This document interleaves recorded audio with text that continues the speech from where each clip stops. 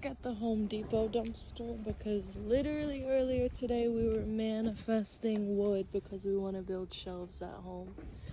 And then we find all this. There's tons and tons and tons.